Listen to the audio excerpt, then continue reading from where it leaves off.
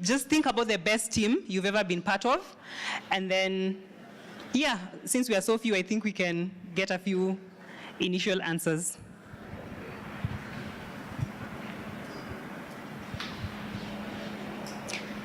So it can be a team at work, it can be a choir, it can be a dance group, troop. Football team. Football team. What did you like most about that team?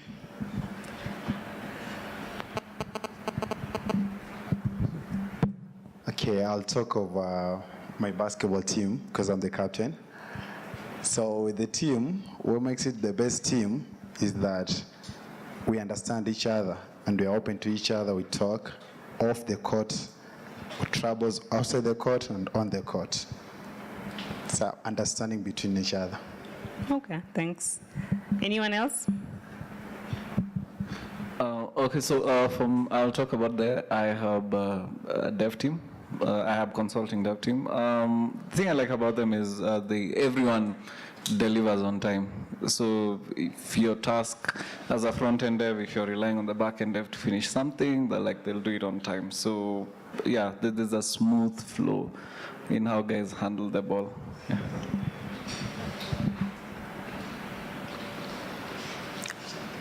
Okay. So I think what you will notice from both those answers, one was about a basketball team, the other was about the software development team. And none of those answers focused on technical competence. His answer was on reliability. His answer was on how they communicate and how understanding the team is. So that tells you something about the nature of teams and the nature of successful teams. So, as I said, saying this in a software development craftsmanship conference, that we are in the people business. So it's easy to assume that because we deal with technology and with code that we are in a technology-focused business. But even if you think about the code that you write, the work that you do, either you're doing it with people or you're doing it for people. So actually, even most of the code, I might even bet all of the code that is written is human readable, meaning that even at the code level, it is important that humans understand the code first before it's translated to machine language. So if the focus even at that code level is on people, then we should think about how we focus our teams in such a way that they put people at the center and not the technology or other resources. So this is a popular statement. Great products are built by great teams.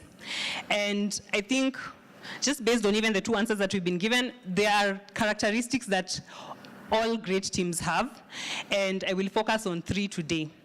So the first one is empathy, and then courage, and no single points of failure. So what is empathy? Empathy is understanding someone else's perspective and the ability of putting yourself in their shoes and seeing the world as they see it. It is a key pillar of human-centered design. Some of us are familiar with human-centered design and even use those principles in our work and in the solutions that we come up with. So if we use human-centered design principles for our processes and our solutions, perhaps we can consider using them for even the way we structure our teams and the way we structure our processes. So I think this quote actually encapsulates everything I would like to say about empathy. Basically, you need to know yourself, to know others, and to seek rapid feedback. Why knowing yourself is important? I think it is important to know what you are capable of, your strengths, your limitations, and your skills, how far you can go, and I think it really helps in being part of a team. So if you're honest with yourself and you know, one of the things Dennis said is reliability. So if you know you're a reliable person, you can very honestly say, this is outside the scope of my abilities, or I can't do this because of 1, 2, 3, 4, 5. So knowing yourself, examining yourself and knowing what you are able to do is a key first step for empathy. When you know yourself, it also helps you understand other people and your interactions with other people and manage your expectations for other people. Then the next thing I want to focus in on is now knowing other people. So the world, with one exception, is made up of others. If you are part of a team, it needs a lot of empathy, a lot of understanding, a lot of putting yourself in someone else's shoes. So understanding personalities, understanding communication styles, understanding work preferences. I've worked in teams where some developers have said they do their best work at night. And sometimes it was worth the sacrifice to just say, you know what, it's okay. You code at night, as long as you finish what you're supposed to do, it's okay. So understanding how even other people like to be communicated with. Some people like phone calls, and other people see the phone ringing and they stress out. So understanding other people and extending empathy and trying to put yourself in their shoes, even when there is conflict, goes a long way in building successful teams. And then, of course, seeking rapid feedback. So we assume we know ourselves, and we sometimes even assume we know others. And even in our most intimate relationships, what we think we know of other people is not the whole truth. No one gets it right the first time. You might assume that people think you're assertive, and maybe they perceive it as arrogant or aggressive. But if you create mechanisms within the team for seeking feedback, asking for, how do you perceive this? How did this make you feel? And then creating a blame-free culture where feedback can be given openly and frequently. At the same time, even the things you know of others, some of them are not true. So you can make assumptions that someone is behaving in a certain way. Maybe they're not delivering whatever they were supposed to deliver because of X reasons. But if you sought feedback, you will find out maybe sometimes it's above their skill level. Maybe you're asking someone to do something that really they can't do. And it could be any reason. But if you seek feedback, you end up knowing a lot more and end up growing. So the whole team is in a place of awareness and continues to grow. And this process can continue forever. You know yourself, know others, seek feedback, know new things, and it keeps going on. So another thing that is important, the second thing that is important when you think about empathy is respecting each other. And why I say this is a part of empathy, it's because even as members of a team, respect is key. Everyone wants to feel valued, everyone wants to feel understood, and everyone wants to feel that their expertise is valued by the team. So being in a place where you respect one another, you respect each other's expertise. You know, this person was hired or is part of this team because of the expertise that they bring, adds value to the team. So, and this, as I say, is tied very closely to empathy, because you cannot, if you aren't interested in knowing someone else, you aren't interested in the value that they bring.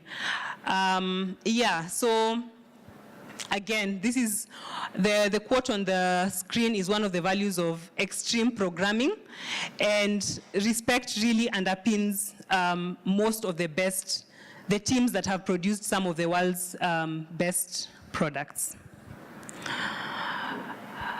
Okay, so the second thing I said I will mention, the first was empathy, and now I will focus on courage.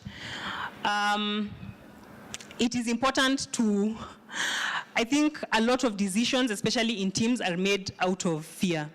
So you will find that sometimes we make estimates that are also based on fear, and even the expectations that we give our our clients or our customers are based on fear. So it's important to have courage, to be able, one, to say, this is not possible within this amount of time.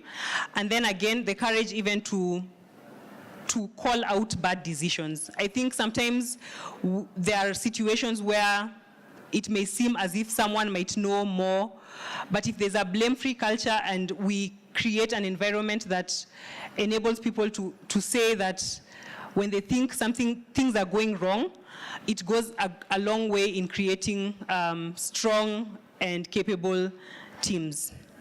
So, yeah, so I think this especially is very important, saying the courage to say no sometimes to our own desires, sometimes to the desires of the partner or the client or the project and product managers is important for successful teams. And then the last thing that I will want to focus on is the no single point of failure. So the bus factor refers to the number of people it takes to put your project in or your product in jeopardy if they were hit by a bus. So of course, the worst bus factor is 1, where if this one person is out of commission, then you are unable to complete any work. This is dangerous because, 1, it creates locuses where a few people hold like the keys to the kingdom. A few people know everything that goes on in the project, and then information is not shared openly across the board. So it is important to increase the bus factor of the team, and there are a number of things. I've listed some of them here, but they don't necessarily encapsulate everything that you could do. You basically just going out of your way to ensure that everyone on the team is aware of everything that is going on and is able to, in case one of your team members is out of commission, is able to pick up very quickly, and there is no harm done to the project. And even for the things that I've listed there, each of them has like I don't know if to call it a lead time, but an amount of time that will be needed. Say if I was hit by a bus today, the amount of time it will take to get someone else to do my work, an onboarding time of sorts. So ensuring that even the time it takes to get the project back up to speed is as little as possible. So in closing, I just want to go back to the things that I said. It's important to know yourself, know others, seek rapid feedback, and since we are looking towards building great products, ensuring that your teams are characterized by empathy, by courage, and no single points of failure. So yeah, that is where I wanted the discussion to focus around, and yeah, I'll open it up for any questions, comments from your own experiences and thoughts. Thank you.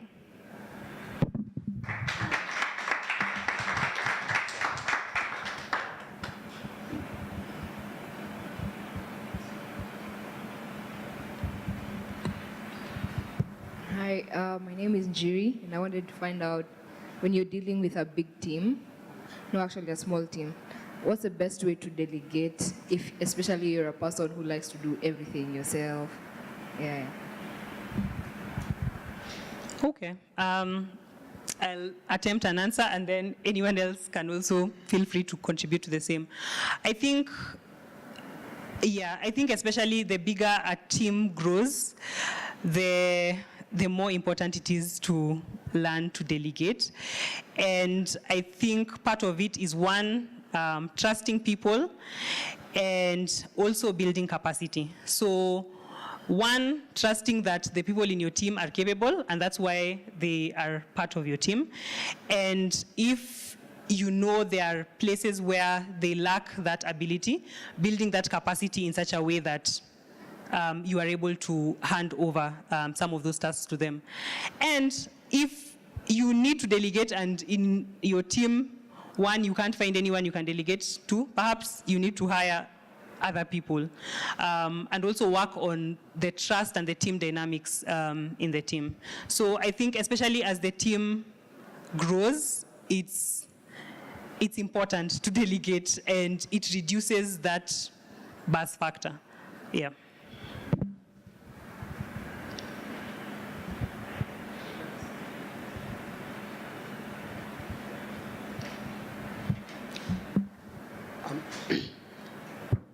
Hello, my name is Caleb.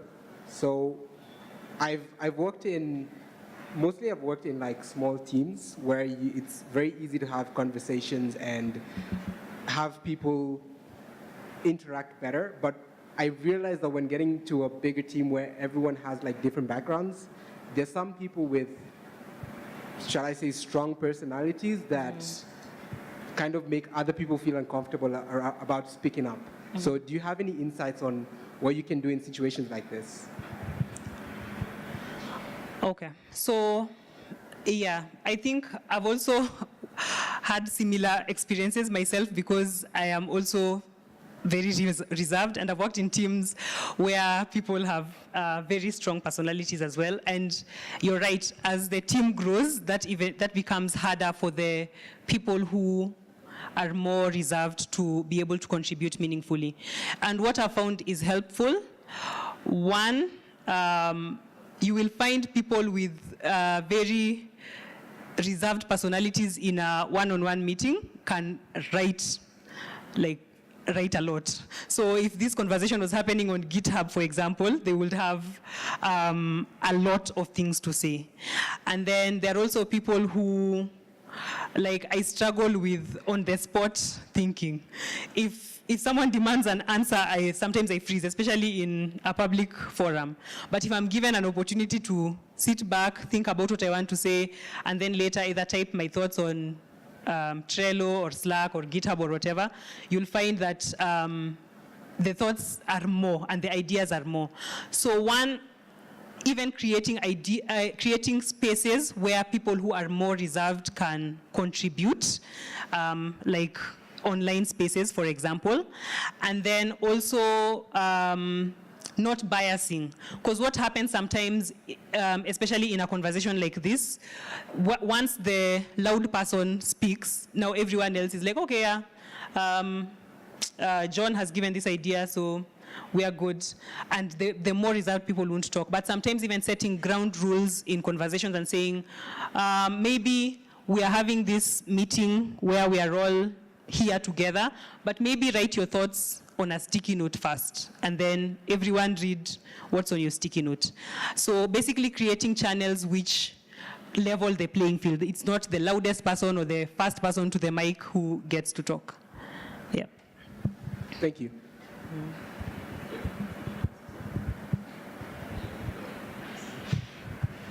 I have another question. So for high achieving teams with diverse characters and personalities, how do you maintain the motivation as when it comes to like emotional intel? How do you understand someone and how they like to work and ensure that they stay motivated Monday to Saturday? Yeah. Okay, I think motivation is also very, one, there's internal motivation. So there's motivation that comes from your own personal interests, the kind of work that you're interested in doing. But also I think there are things that remove the opportunity for you to be unmotivated. For example, being paid your salary on time.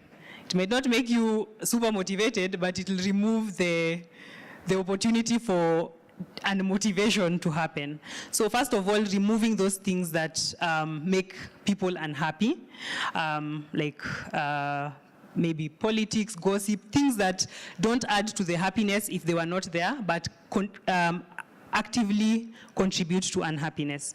And then just what I said earlier, knowing yourself and knowing others, trying to understand people, talking to people and trying to understand where they're coming from. I've worked with with bosses who are very deliberate about talking to me about my goals, about what I'm interested in, and then when an opportunity maybe to work on a different team presents itself, allowing you that opportunity. So once you understand people and people also feel heard, it goes a long way in making people stay motivated.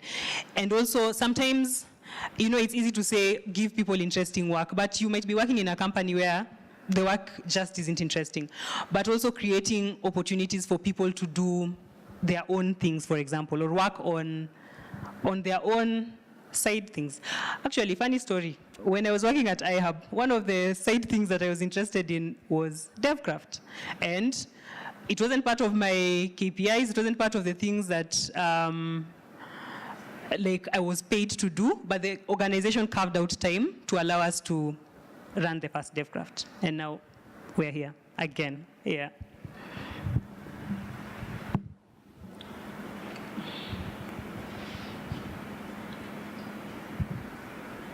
Okay, so I guess, unless there are any other questions.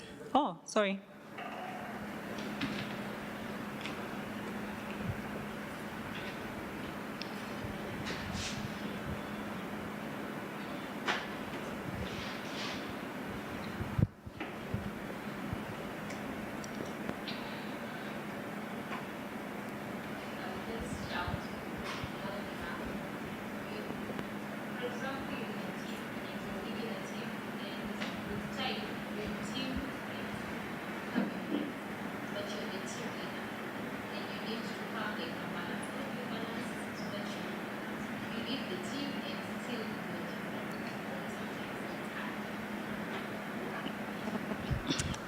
Yeah, that's it's an interesting question, and I think women struggle with it more than men. Interestingly, yeah. So I think usually the struggle there is the struggle to be liked, and the struggle to remain a friend. So sometimes it's difficult, also depending on the personalities of the people involved. There are people who would be very offended when you have to make hard decisions. But I think, especially as project leaders and product leaders, sometimes we have to make difficult decisions. And that's what the company pays you to do, to actually make those difficult decisions. And you can try your best to ensure that it isn't, that the relationship is as, that transition is as easy as possible. But sometimes it's very difficult, and you have to make difficult decisions. You have to make decisions that sometimes won't favor your friends. Yeah, but just explaining to them that, okay, this is how it has to be. And I like explaining things with data as well, just saying it makes the most sense. Sometimes maybe it's a job assignment, for example. It makes the most sense if X got to do this work, and actually showing data that why it makes sense. But at some point you have to make hard decisions and make the decisions that are best for the project or for the product, while still ensuring that to the best of your ability, because some people will be offended no matter what you do. You make the best decisions for the product. Yeah.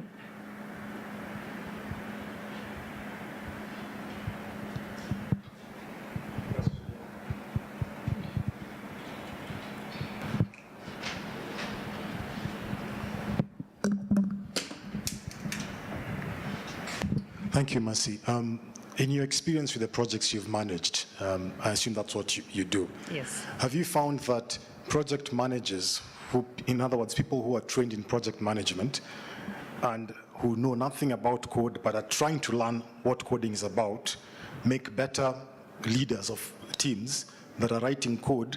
Or is it, in your opinion, people who know how to write code, know nothing about project management, but are trying to move in that direction? Which of those two make better leads for software development teams, in your opinion? Okay. I will give my answer, then I will let software developers like Dennis, because I know your name, answer. I think I see this question in project management forums like every week someone asks it. And I guess the challenge is just because the nature of software development work, I think it's easier for people who had software background moving to become now technology project managers or product managers, as opposed to the other way around. But I think if you are able to learn and you're willing to apply yourself to understanding empathy, basically, you are able then to bridge that gap. I've seen, even in my current experience, project managers who just don't understand how software development works. So they don't understand things change. They don't understand like when the scope changes, it affects the amount of work, and it creates a lot of strain on the team. But it requires a lot of empathy on both sides, from the development team and from the project side, because sometimes also the inverse is true. Also, developers don't understand, some of them don't understand the business needs. So they don't understand, like I worked in a team where I constantly had to tell them, you know what, these guys don't care that it's as perfect as you want it to be. And they will focus on, like, we can't ship because they are focusing on very, very small things, and actually helping them to learn. For the business, where we are at right now, it's okay, we can continue iterating. So from my experience, I think you do need to understand how software works, but that is something that can be learned. Yeah, there are a lot of classes online on coding and things like that. Yep.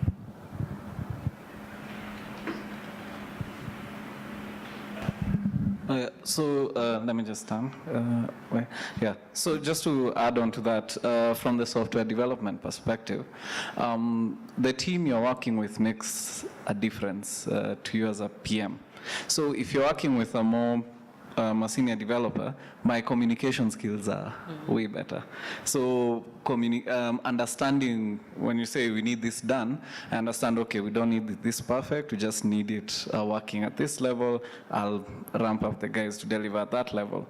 But if you're working with a more junior team, the communication barrier might be the biggest thing that now may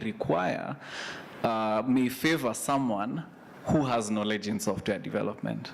Because then you can read, the best way to put it is you can read through the bullshit statements that are thrown your way in the name of buying time. That's the best way to put it, actually. They are the BS statements, like as in, have you finished? Someone who's non-technical will be told, you know, this thing is still they'll throw a few buzzwords, this thing is still building, compiling, doing this, and the guy hasn't started the work. But if you have some knowledge or even have researched into it just a bit, I think that they'll go like, okay, fine, have you done the work? You said it was 2 days.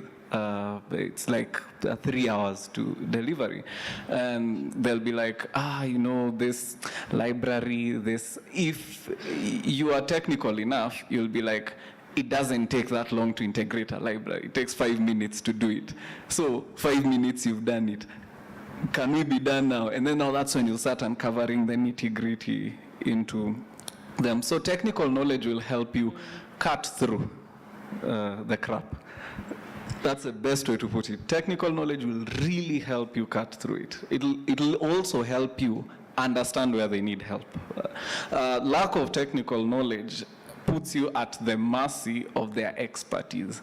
And now that's where, if you have a more senior team that's at least honest, you can trust. If you have a junior to mid-level team, there may be a bit of craftiness over there. So as in, you might get shafted if you're not that technical. So that's the most balanced view I can give from the role of a software developer. But for me, I like people who have tasted the craft, at least just enough, because speaking to them about your worries just makes sense. They just get you. Tell them it takes 2 hours to do this, or you tell them there's no task that can ever take 10 minutes, and they understand why, and they give you your 1 hour, and they trust your skill set. Yeah.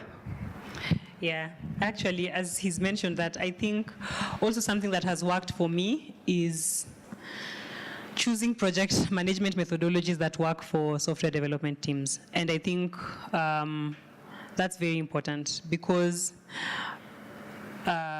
like in my example, I developed a little, like 1.5 years, but that was a long time ago and technology has come a long way. So even the knowledge that I had is more or less obsolete. But coming up with methodologies that are built for software development specifically is very important for project managers. I found, like for example, the traditional waterfall style of management that just doesn't work. But yeah, so if you're working with a methodology that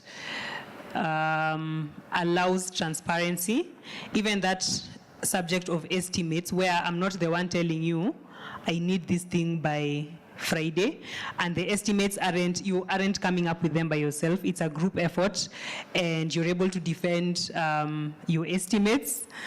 And then there's also granularity of tasks, such that the tasks are broken down into their smallest subtask, so that it's not I'm integrating with this API. It's break it down into small tasks. Even for a technical a project manager who doesn't have a technology background, that's a lot more easier to manage and a lot more easier to handle.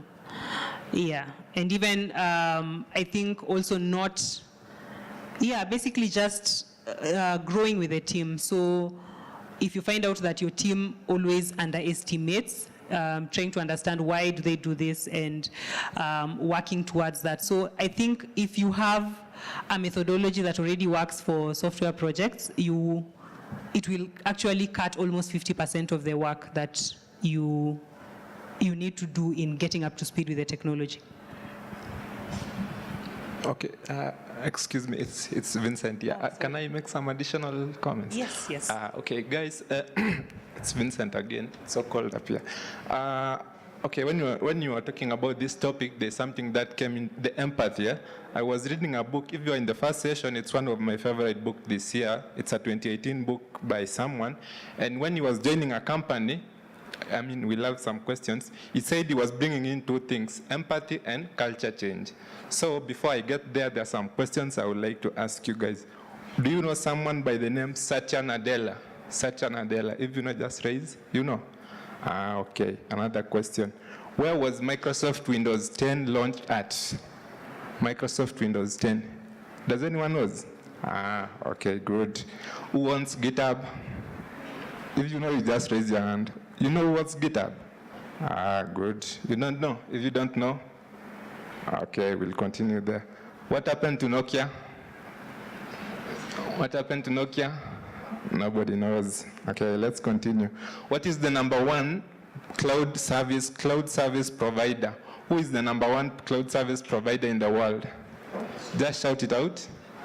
Huh? Another one? #1 actually is Amazon. It's Amazon, eh? Okay. Who knows Bing? Do you know Bing? Good. Let's continue. Who wants LinkedIn?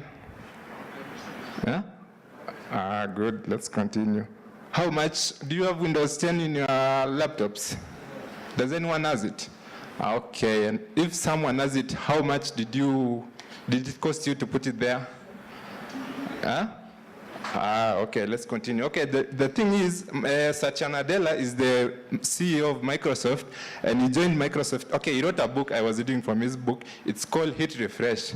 He joined Microsoft in 2014 when Microsoft was really lagging behind. It was really depending on Microsoft Office and Microsoft Windows. And then at that time, Google was taking over such business, Amazon was taking over cloud computing.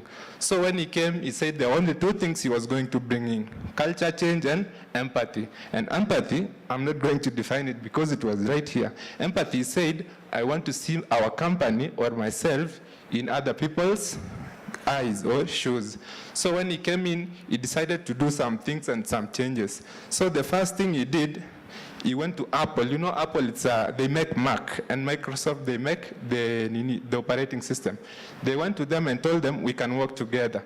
Then they are working together. If you are using an iPhone, you will realize there are some, they're using something by Microsoft. They're using Bing, and they are using a map by Microsoft. He went to Samsung. You know Samsung, walikosana na Samsung when Microsoft bought Nokia, sindio? When they bought Nokia, they were working with Microsoft. Then Microsoft said, we are no longer working with you and we don't want you anymore. That's the book. If you read that book, it was that. But when he came, he took it empathy. He said, if I was someone in Samsung, how would I do this? So he canceled the Nokia and went to Samsung. So nowadays, if you are using a Samsung phone, you are likely to find that a small Outlook or something by Microsoft. They are really working together. And then how many of you are using Linux? If you are using Linux, so one day this CEO, when he was talking to a group of developers, they were saying something. You know, we don't like Microsoft because it's hard for us developers to code. That's why we decided to use Linux. Then they changed it. If you are using Microsoft, nowadays you can run Linux on Microsoft. That's something he said it was out of empathy. Sawa sawa. Then GitHub. When they bought GitHub, it was 2 months ago actually. GitHub, ilikuwa competition. Google wanted to buy GitHub. Microsoft wanted GitHub. But the guys who sold GitHub, they said, we really like Satya Nadella. The way Satya Nadella is ruling Microsoft, the way we like it, his style of leadership. And we have said the style of leadership was empathy and culture change. That was it. That's why they took the GitHub. The cloud services, as I've said, Amazon were the first in the beginning because they said, Amazon, you know books, the books you buy in Amazon. When they were selling it, they found out that some people, let me just get comfortable. Some people are bringing in books from outside to store them in Amazon. So they realized we could just start renting space to people. Like instead of just giving them books, we can just give them space. So they decided to sell space kidogo, kidogo, kidogo, kidogo. Then they scaled up. Now they became the first one. Actually, Amazon is the first one. So Microsoft came in and Satya Nadella is really pushing on it. And right now, Microsoft is number 2 in cloud services. Sawa sawa. Then number 3, Bing. Google is the dominant in search business. You will never compete with them. But when Microsoft did, they went to Yahoo and tell them, we can do this business together. We can use the search engine, the Yahoo search and the Bing search. So they are using the same thing. So that thing for Yahoo, he said it was empathy. They went to Yahoo and told them, we are changing our culture. We want to work with you in search business. So it's like they are now trying to struggle to take over Google. So that's the part of culture and empathy. Then number 2 is LinkedIn. LinkedIn, they just bought it from the guys who made it. The last one was Windows 10. I said Windows 10. There's this building here. It's a shiny building. What's the name? Hii usiku ukipita ina light up sana. This building here, we all know it. Okay. Yeah, that one. So the plan for the launch of Microsoft Windows 10 was to be launched across the world with that LED lights flashing those buildings in New York, European cities, Japan, China. You know the style. Like at 7 a.m. tomorrow, we are writing Microsoft Windows 10 is out. But Satya Nadella said, we are not doing that. We are going to launch Microsoft Windows 10 in Nanyuki, Kenya. And it was launched in Nanyuki in 2015.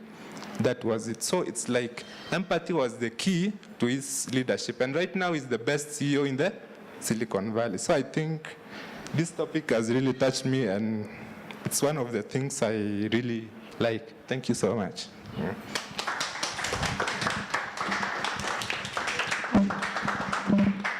Thank you as well. If there are no other questions, I wish you a good evening.